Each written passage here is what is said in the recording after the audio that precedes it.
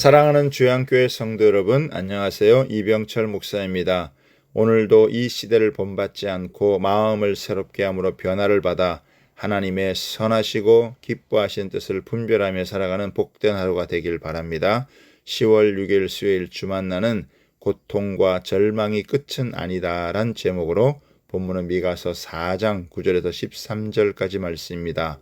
고난과 시련에는 하나님의 뜻이 있습니다. 유다 백성들이 고난과 시련을 겪게 되지만 그것이 끝이 아니라 하나님의 놀라운 섭리가 있습니다. 오늘 본문을 통해 두 가지를 살펴보겠습니다. 첫 번째는 하나님은 고통을 지나 구원으로 인도하십니다. 이스라엘 백성은 심판의 고통 가운데 신음해야 했습니다. 9절에 보면 이제 내가 어찌하여 부르짖느냐 너희 중에 왕이 없어졌고 내 모사가 죽었으므로 내가 해산하는 여인처럼 고통함이냐고 합니다. 유다 백성은 왕도 없고 모사들도 없는 재기불능 상태에서 나라를 잃고 포로로 잡혀가 방향 감각을 잃은 채 상당 기간 표류할 것입니다. 하나님은 이스라엘 백성들이 의지하던 왕이나 모사가 없어졌다고 해서 왜 그렇게 고통스러워하냐고 묻습니다. 왕이나 모사가 그들이 진정으로 의지할 자였는지 돌아보라는 것입니다. 오히려 왕과 모사들의 부패 때문에 나라가 망한 것이었습니다. 10절에 보면 딸 시온이여 해산하는 여인처럼 힘들여 나을지어다. 이제 내가 성읍에서 나가서 들에 거주하며 또 바벨론까지 이르러 거기서 구원을 얻으리니 여호와께서 거기서 너를 내 원수들의 손에서 속량하여 내시리라고 했습니다. 해산하는 여인이 해산할 때에는 고통이 극심해도 해산 후에는 낳은 자녀로 말미암아 고통을 잊듯이 유다는 고통 가운데 하나님의 구원의 은혜를 경험하게 될 것입니다. 구원이 일어나는 장소는 예언이 선포되는 고향 이스라엘이 아닌 이방 땅 바벨론에서 구원을 받게 됩니다. 바벨론으로 가게 된다면 지금처럼 성전에서 예배드릴 수 없고 포로의 신분으로 들에 떠돌게 되며 그로 인해 큰 고통을 겪게 됩니다. 하나님께서는 그 고통의 끝에서 구원을 베푸시고 속량하겠다고 말씀하십니다. 이처럼 우리도 이 땅에 살면서 아파하고 실망할 때가 있습니다. 하지만 하나님은 반드시 우리를 구원하시고 회복시키실 것입니다. 이제 그 사실을 믿고 감사하며 살아갑시다.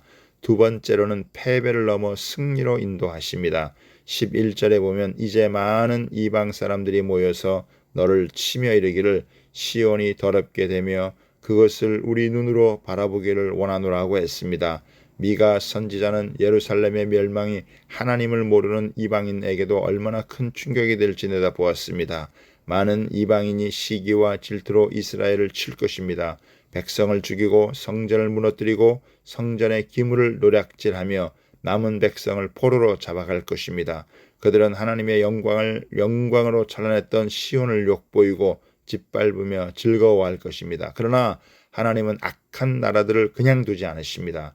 연단과 고통의 시간이 끝나면 하나님께서는 자신의 백성들을 모으셔서 강하게 하십니다. 딸 시온을 일으키셔서 대적들을 깨뜨리십니다. 12절과 13절에 보면 그들이 여호와의 뜻을 알지 못하며 그의 계획을 깨닫지 못한 것이라 여호와께서 곡식단을 타작마당에 모음같이 그들을 모으셨나니 딸 시온이여 일어나서 칠지어다. 내가 내 뿔을 무쇠 같게 하며 내 굽을 녹 같게 하리니 내가 여러 백성을 쳐서 깨뜨릴 것이라. 내가 그들의 탈취물을 구별하여 여호와께 드리며 그들의 재물을 온 땅에 주께 돌리리라고 합니다. 하나님은 바벨론 포로라는 방법을 사용하심으로써 남은 자들을 바벨론으로 옮기신 후에 교만한 자들을 예루살렘에서 다 심판받게 하셨습니다. 하나님의 백성들에게 시련은 치료이지 멸망이 아닙니다. 시련을 받은 이스라엘은 하나님을 더 가까이 하게 됩니다. 하나님이 이스라엘 백성을 바벨론으로 보내신 데에는 이유가 있습니다. 즉 하나님은 한 민족만의 하나님이 아니라 전 세계의 하나님이심을 알려주십니다. 처음 바벨론 포로로 잡혀갔을 때 얘들은 아주 형편없는 포로였지만 부흥을 경험하자 놀라운 하나님의 사람들로 변신합니다.